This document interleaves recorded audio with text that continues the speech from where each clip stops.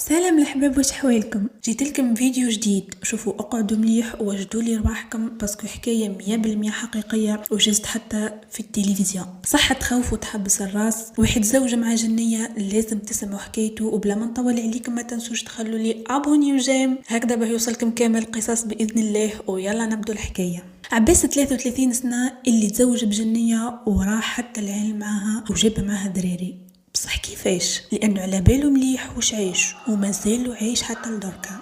اللي ما راهوش يتخيل لان حكايته راهي ديما 18 سنه. تخيلوا. وحتى يمه وشيوخها شاهدوا على هاد الشيء. صح انا توسوست اسكو راهو يقول الحقيقه ولا لا، بصح كي سمعت يمه جاتني بيزار. المهم هاد السيد تشوفوه مع الاول يعني يبان يخوف شوي، وما على باليش علاش شغل الملامح تاعو شوي يخوفوا، وعنده واحده ضحكه بزاف مستفزه. والحاجه الغريبه فيه سيكو انه كي تسمعوا يهدر ما يبانش مهبول ولا راهو يكذب، ولبس كامل لكحل ومش في يده ورسمت فيها رموز شيطانية، وأصلا يديه جايين حمورك شغل مسخين. وكي سقساه المقدم علاش يديك راهم حمورة، قال له يا ودي هذا الدم تاع القربان اللي درته للجنية البارح، الجنية اللي تكون الزوجة ديالو. قال له عادي باش تدير لي واش نحب وتعطيني واش نحب، ندير لها قربان يعني نذبحها كحيوان وندير به طقوس معينة، وعندي حتى معبد ليها والعياذ بالله. هنا المقدم تصدم وقال له شرك تهدر كيفاه هادي مزوج بجنية؟ قال له ايه، مرتي جنية من الجنة العاشق بالتحديد، واسمها ماريطال الشمس، وعندي معها زوج دراري، واحد اسمه يوزار وواحدة اسمها راز. قال له كي كان في عمري 15 سنة كنت مراهق عادي عايش حياتي كيما انا كيما الناس نتاجي، حتى واحدة الليلة كنت قاعد خرجت لي جنية على هيئة حورية.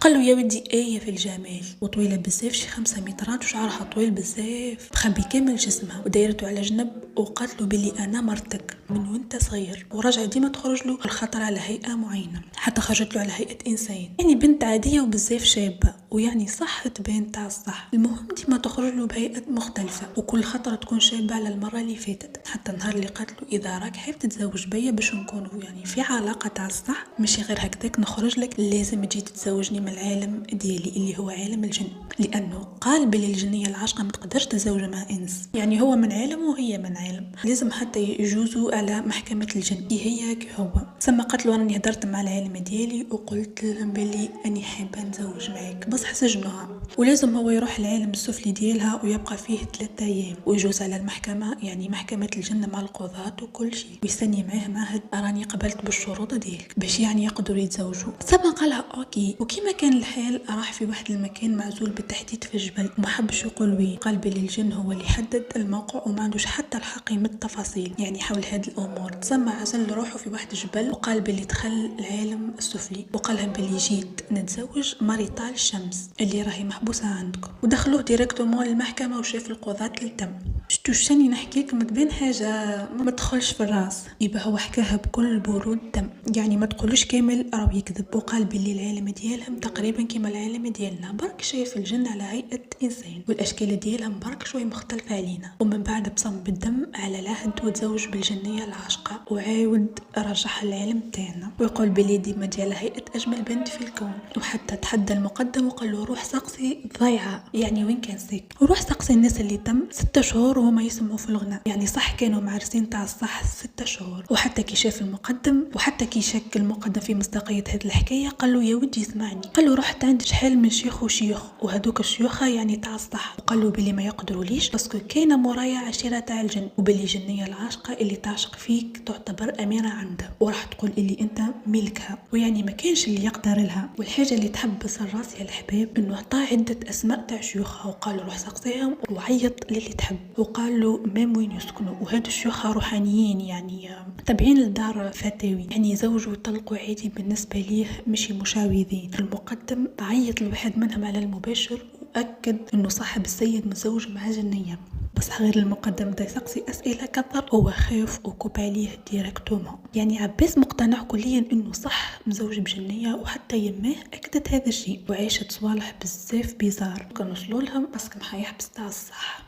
المهم كما قلت لكم 6 شهور هما معرسين، وجابت ماريطال الشمس معاه طفلين يوزار وراس. ومبدئيا عباس قال اللي جامي طلبت منه قربان انس، وقال اللي ماهيش شريره. سقساه المقدم قال له علاش ما تحرقهاش درك؟ قال له ما اذتنيش ونحبها وعندي معها ذراري. يعني تخيلوا 18 سنه وهو معاها. صح المشكل انه راهي تاذي في الام ديالو لانه ماهيش هي راضيه انه يكون متزوج مع جنيه. على كل حال هضرت الام ديالو مع المقدم وحكيت له كيفاش راهي تاذيها. قالت باللي تاذيها وباللي جامي شافتها شخصيا، بصح تحس كي تكون معاها في الدار، مثلا تكون في الكوزينه حتى تسمع الخبيط تاع الباب الوغ كو ما كان حتى واحد معها في الدار، كاينه غير هي. تحس ثاني يعني واحد النسمه معينه تعرف باللي راهي معاها. ووريت حتى يعني الغرفه تاع وليدها والسرير معمر بصوالح بيزار، وحتى تشوفوا لابسه تاع مرا والحيله يعني بيزار. وقالت بلي كي يكونوا كيف الشمبره ما على بالهاش واش يحصل ولا واش يديروا. قالت بلي كي يكونوا كيف الشمبره ما على بالهاش واش يصرى واش يديروا. تسمع برك الموسيقى قاويه غراف. قالت بلي هاد الجنيه تحب الرقص الليل ونهار والموسيقى قاويه، وحتى انه زوجة وليدها ما انسانه عاديه. بصح نهار العرس والناس كامل شاهده على واش صرا، قامت القيامه كما نقولوا. الريح الضواب يتكسروا، يعني كل حاجه خسرت، مع انه كان الصيف والحال شباب بزاف.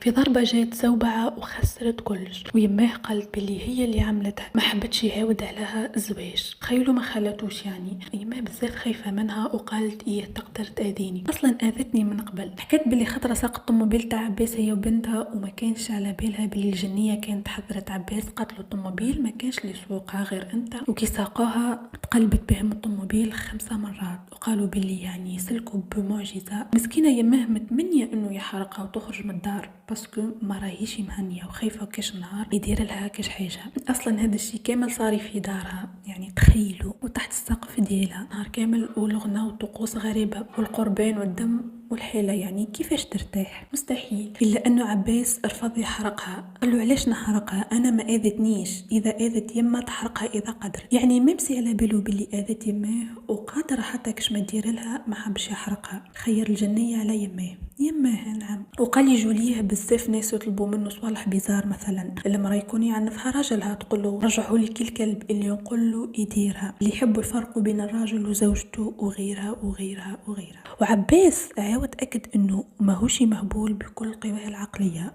تخيلوا قال بلي ايه نروح نتلاقى بطبيب نفسي، نتلاقى بطبيب اعصاب عادي وما كان حتى مشكل، لانه متاكد بواش اني نعيش. هي الحاجه الغريبه مع هذا الشخص لو كان يكذب معناتها هذيك بزاف صراحه، لانه يعرف يكذب كراف، وغير تشوفوه تقولوا او يقول الحقيقه ومش يبين عليها علامات الكذب.